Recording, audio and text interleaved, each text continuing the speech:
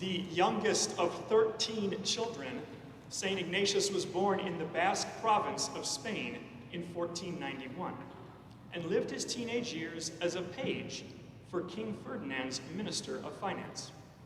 After 11 years of service and countless trips before the royal court, Ignatius entered into military service for the Duke of Najera in 1517. 4 years later, on May 20th, 1521, while fighting the French at the Battle of Pamplona, Ignatius's leg was broken by a cannonball explosion. During his convalescence back at his family's castle, the only books available for him to read were The Life of Christ by Ludolf of Saxony and a collection of the lives of the saints. After months of recuperating, reading, and reflecting, Ignatius noticed that his daydreams and desires had changed from the chivalrous conquests of rescuing damsels in distress to fighting for a new king, Christ the King, and a new queen, Mary, the Queen of Heaven. As his desire to imitate the saints for the greater glory of God intensified, he was struck, much like the prophet Jeremiah in today's first reading, who said, "It is as if fire is burning in my heart, imprisoned in my bones. I grow weary holding back. I cannot endure." And so, after his leg had sufficiently healed, Ignatius started off on a pilgrimage of finding and being found, a journey of faith which, almost 5 centuries later, continues to breathe life into over 16,000 Jesuits in over 112 different countries throughout the world. A journey of education which has grown to some 216 colleges and universities worldwide, and 62 college preparatory and nativity model high schools in the United States alone. A journey of contemplation and discernment through his famed spiritual exercises that has encouraged hundreds of thousands of Catholics to renew and strengthen their relationship with Christ. Today is a big day. And not only do we celebrate the solemnity of St. Ignatius today, but this year, 2021, is the 500-year anniversary of the Cannonball convalescence that changed Ignatius's life forever. And in light of this quincentennial anniversary, I thought that I would share my own Cannonball story with you all today. In today's gospel, we heard Jesus say that everyone who does not renounce all his possessions cannot be my disciple. Well, let's just say that before I became a Jesuit, I had some stuff. By American standards, I was successful. At 23 years old, I bought a Lincoln Continental, black on black, over 17 feet of luxury. And at 25, I bought a house replete with 30 Hungarian elm trees lining the back of the property. 2 apple trees, a pear tree, a 3-tiered koi pond with a waterfall, 3 seasons room with a fireplace, a full finished basement with a dry bar. Expensive suits, watches, and vacations to Russia, Austria, Germany, Poland, and the Czech Republic ensued. I was a real estate broker in the Chicagoland area, and objectively, I should have felt satisfied and completely fulfilled. But in actuality, I felt hollow. My drive to succeed never satiated. I had done what America tells you to do. I went to college, I got a job, I bought a car, I bought a house, and then I worked like heck to maintain the facade of a successful businessman. So why did I feel so unsatisfied with a life that, again, by American standards, seems so successful? Essentially, I had trusted in myself to give myself purpose. And thus my capacity for God, the one who truly gives life purpose and meaning, was being filled by inanimate objects and amorphous future goods. And just as I was at the top of my game, desiring only to get married, have children, and eventually retire into the sunset, the cannonball struck. My legs were taken out from under me as the housing bubble burst, the mortgage market crashed, and the economy tanked. Among other things, I learned a hard lesson about measuring one's self-worth by the yardstick of productivity. With no clients and little work, I began my own time of recuperating, reading, and reflecting. You know, Socrates said, "The unexamined life is not worth living." And when I was honest with myself, I realized that my years in real estate were years that passed by unexamined because of lack of critical self-reflection. I had been duped by society's definition of success and how to attain it. Like a dog on a hot summer day that chomps relentlessly at the water from the sprinkler, I was chomping at a future that would ultimately not satisfy my deeper thirst. In the coming months, I started volunteering at Hesed House, the local homeless shelter, became a Knight of Columbus, and eventually went to grad school to study theology at Loyola University, Chicago. Shortly after befriending a couple of Jesuits who were in my classes, I felt something awaken inside of me.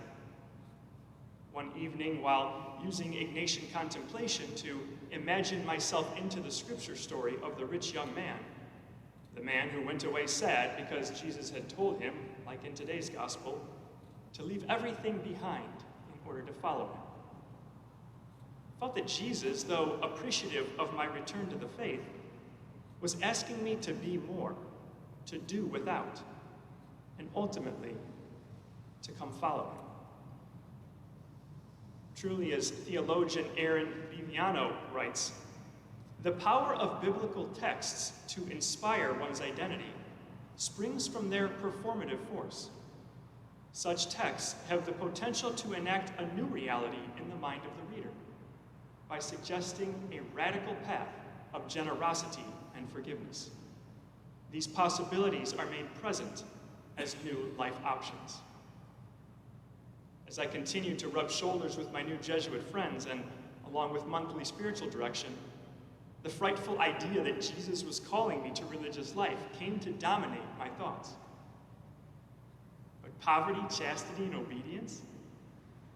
What about my house, my car, my girlfriend, and my life of personal freedom and control? Again, Viviano writes, Scripture calls the reader to hear, imagine, and accept a new way of being, that of dedicated self-sacrifice as a way to salvation. Jesus Christ, who I had encountered not only in prayer, but through the clients at the shelter, was leading me like a camel toward the eye of the needle. Though my self-image was dependent on money, clothes, and other material possessions, the fallacy of being self-made, self-paid gave way to the epiphanal realization that our lives are dependent on God alone. A God who loves, nourishes, fulfills purposes, forgives, redeems, and saves. In small ways, I tried to love and nourish the clients at the shelter, only to become cognizant of the fact that I myself had been a client in the shelter of the Most High my entire life. I soon became aware that my active response to Christ's call would begin by a sacrifice of independent selfhood. By self-sacrifice, I mean that I carried a lot of what was not me and needed to get rid of it in order to uncover my authentic self. In reflecting on all the unmerited graces and blessings that I had received in my life, with a focus on the sacrificial agape love of Christ, I felt a certain freedom in giving myself away, a certain trust in pouring myself out completely.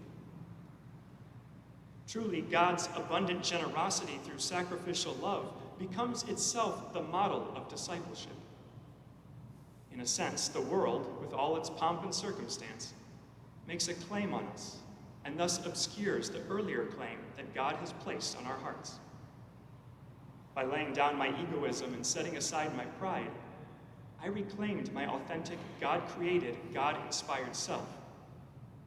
For the more I gave away in time, talent, and treasure, the more Aaron Malnick I became.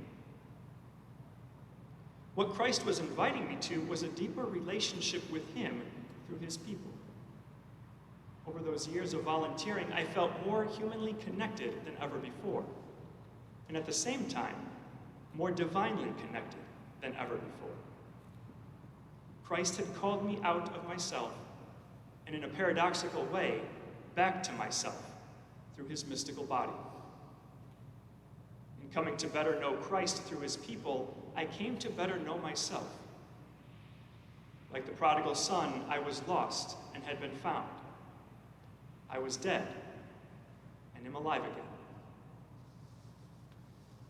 Through volunteering, prayer, and religious education, I came to realize that the spot where my desires for God and God's desires for me would meet would be the spot where I would feel most loved, fulfilled, and purposeful. Therefore, a life of dedicated service to the people of God would be the most worthwhile life that I could live. By the sacrifice of my secular ideals of success in the world, I accepted Christ's universal call to holiness by leaving behind my 11-year real estate career to become a Jesuit novice, giving away my car and selling my home and all its creature comforts in order to live with 19 other men at the novitiate across the street. By reflecting on past experiences within the context of God, it was made clear that in so many ways, we are made for each other. Therefore, our true objective calling in life is to live for others and thereby further God's love. Subjectively, each one of us has a unique vocational calling by which we live this out. Revelation didn't end with the last gospel writer, and St. Paul wasn't the last apostle to be called. God continues to reveal God's self to us through our material, biological reality, through relationships, through nature, and through our holy desires. We all have experienced cannonball moments in our lives. Any major movement in life, either bad or good, can become the impetus for self-reflection and self-discovery, an opportunity to discern Christ's call for us in the world. Now, while a lot of you have familial and financial responsibilities and can't simply just quit your job and join a religious order, we can all ask ourselves about the things in our lives that encumber, weigh down, and distract us from focusing on and prayerfully considering Christ's call to discipleship. We continue to be inspired by the saints who have gone before us, calling us to healthier, holier lives of service to the kingdom. How is Christ calling you? St. Ignatius of Loyola, pray for us.